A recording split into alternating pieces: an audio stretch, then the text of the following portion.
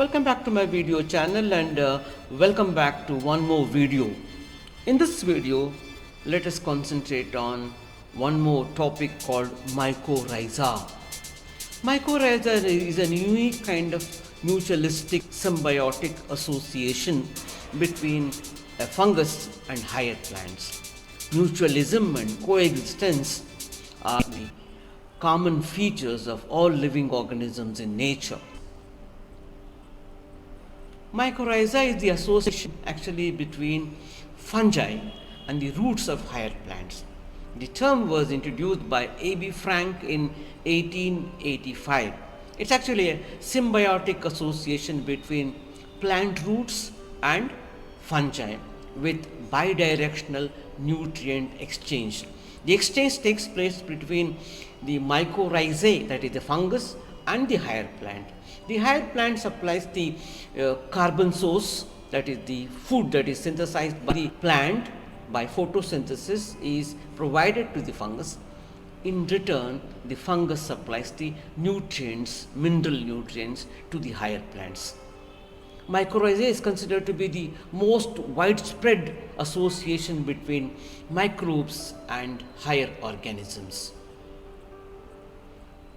Mycorrhiza, the word is derived from two Greek letters. Myco refers to fungus, rhiza refers to root, and it is one of the most important and most significant association between two groups of plants in the nature. And it is known from last 450 million years that this mycorrhizal association is existing on the earth. And mutualism and coexistence are the common features. You can see it in this picture. About 94% of higher plants have mycorrhizal association.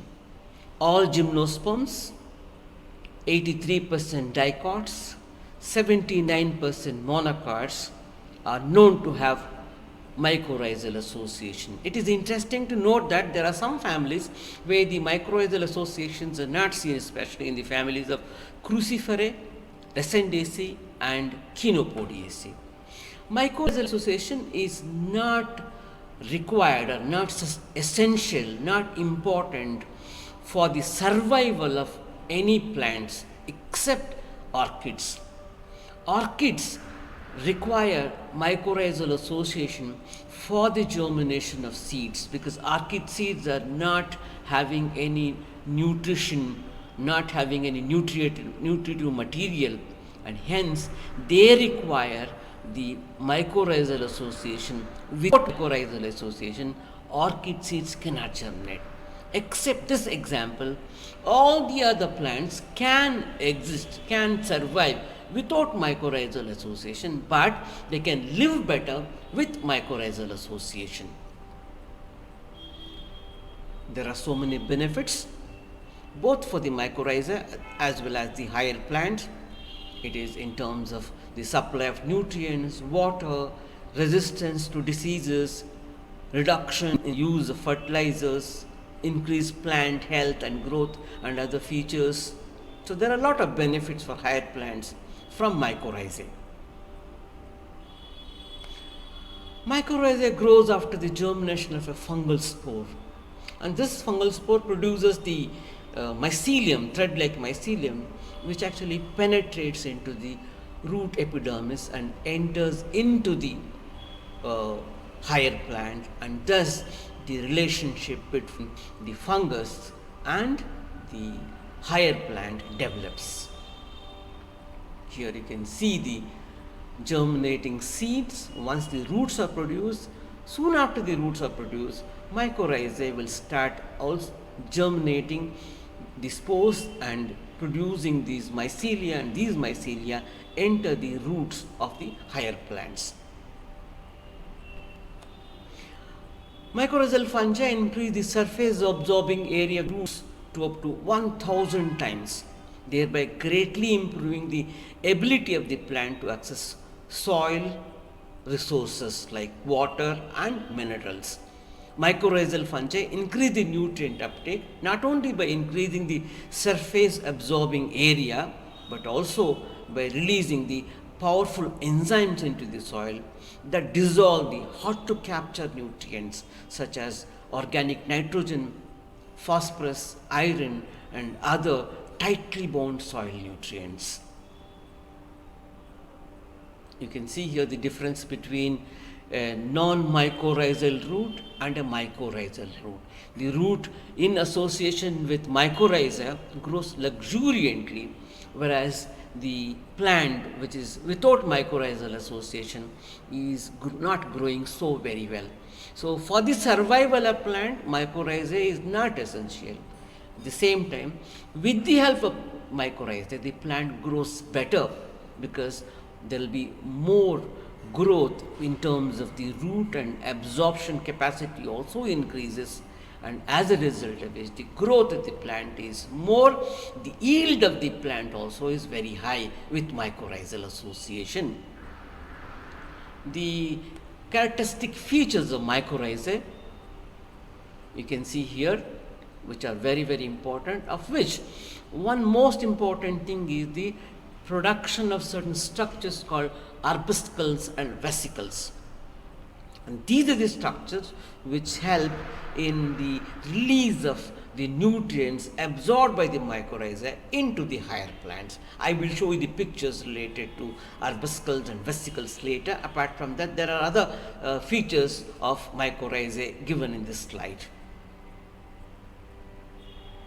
Mycorrhizae are very important in the uptake of nutrients such as phosphorus, nitrogen, potassium, copper, zinc, and calcium, and many other nutrients. You can see here the association between the higher plant and the mycorrhiza. External hyphae can absorb and translocate phosphorus to the host in the soil, and that is the most important feature of mycorrhizal association. The plants which cannot absorb nutrients because the nutrients are tightly bound are released, and they are absorbed by the mycorrhizae and supplied to the host plant. What does mycorrhiza do is it breaks the hard bound, tightly bound nutrients like phosphorus in the soil, and they absorb them, and then they carries these nutrients and supplies directly to the host plant and supplies directly to the cells of the host plants. That is the feature of mycorrhizae. You can see here the rhizosphere with mycorrhizae, so extensive, so elaborate, whereas the rhizosphere without mycorrhizae is so weak and so dull. So that is the difference between mycorrhizal association between mycorrhiza and the higher plants. They help in many other ways apart from the absorption of phosphorus, potassium. It also helps in decreasing the and preventing the manganese deficiency.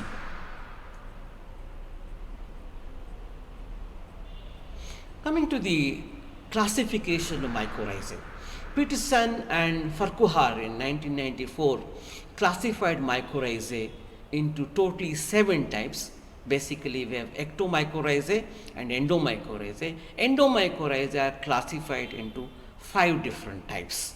So these are the different types of mycorrhizal associations, different types of mycorrhizae, of which 3 important types we have. One is ectomycorrhizae, endomycorrhizae. Under endomycorrhizae we have VAM, vesicular arbuscular mycorrhizae.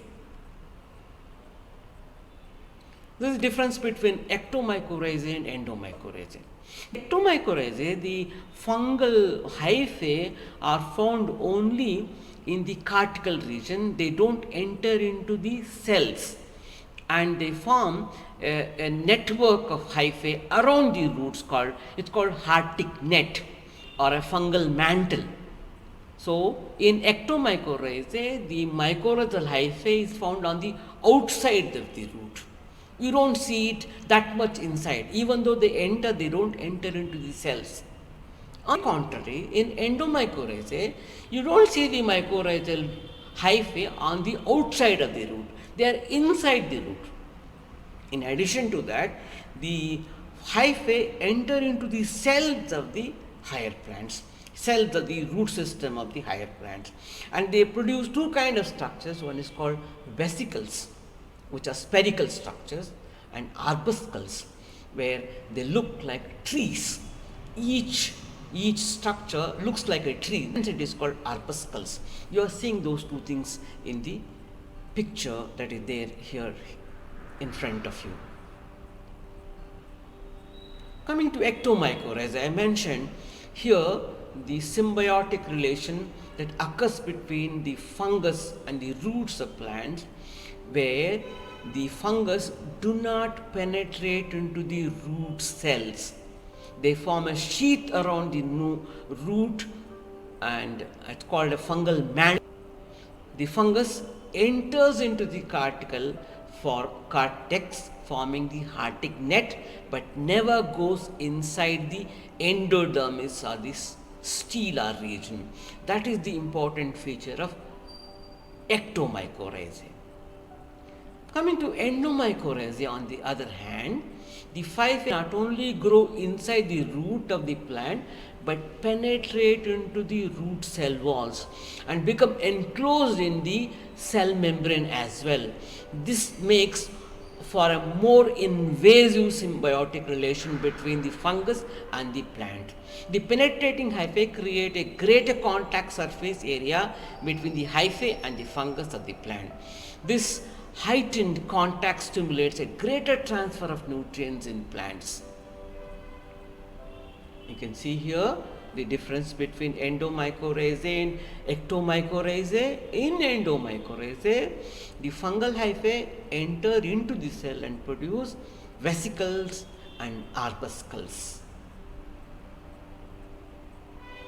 And the most important type of mycorrhizae, that means more than 90% of the land plants have one type of mycorrhizae, that is called VAM, vesicular arbuscular mycorrhizae. In this type, the fungus produces two types of structures called vesicles and arbuscles. This will help in the absorption of the nutrients and release of the nutrients into the host plants, where the efficiency of the mycorrhizae is more with the help of these vesicles and arbuscles. You can see one more picture where we can see the different nutrient minerals like phosphorus, zinc, copper, nitrogen, potassium. All these are absorbed by the mycorrhizae and they are carried by the hyphae, and they are collected in the arbuscles and vesicles, which are situated in the cells of the host plant. And as and when the plant requires these minerals, the arbuscles and vesicles, they break open and they release the minerals into the cells of the host plant where they are used up. So that is why the type of mycorrhizae, that is endomycorrhizae, in which we have VAM as the best example, is the best type of mycorrhizal association. This is the arbuscle. It is there produced by the mycorrhizal fungus, which will increase the absorptive surface, and this will hold all the nutrients and they will release as and when the nutrients are required by the host cells. And this is a structure that is found inside the host cell, which looks like a tree, and hence it is called arbuscle. And some more features of the VAM fungi. Coming to the other type of mycorrhizae, which are not so very important and they are not very common, they are very, very rare. Now we have ericoid mycorrhizae seen in the members of Ericaceae, ectendomycorrhizae, which is also seen in Ericaceae, and we have gentianoid mycorrhizae seen in the family Gentianaceae, and orchid mycorrhizae, which about which I've already told you, which is very important for the germination of orchid seeds. Monotropod mycorrhizae seen in the case of Monotropa. So these are not very common, but a very specific type of mycorrhizae seen only in certain groups of higher plants. This is the orchid mycorrhizae. As I mentioned, in this picture you can see the orchid seeds, which are non-endospermous, they don't have any nutrients. The moment they are released, they will get associated with mycorrhizae. Only after the mycorrhizal association, the orchid seeds will be able to germinate, and they produce what is known as a protocarp, from which the orchid seeds will germinate and produce the new plant. So hence, orchid seeds produce millions of seeds per fruit. A fruit can produce millions of seeds because the chance of germination is very less in case of orchids. So this is a very compulsive relationship between orchids and mycorrhizae. Suppose if the mycorrhizal fungus becomes extinct, that particular orchid also will become extinct in nature. Coming to the mycorrhiza market. See, mycorrhizae are now available in the market, and as you can see here, the market value is about 622 million US dollars. That will be 622 US dollars in 2025. As of now, in 2019, the value of mycorrhizal fertilizer is about 268 million US dollars. And in India also, there are a lot of products available which are providing us the mycorrhizal based biofertilizers, and they are available in the market, which actually increase the yield by 10%. It will reduce the usage of biofertilizers to 50%. So hence fertilizers by 50%. So the mycorrhizal market is very big, both in India as well as other parts of the world also. Mycorrhizae are now available in the form of packets which can be purchased and which can be used by the horticulturist and agriculturist. And you are seeing here the best mycorrhizal products that are available in India. Thank you very much for watching this video. Please like, share and subscribe. We'll meet again in the next video with a new topic. Thank you very much.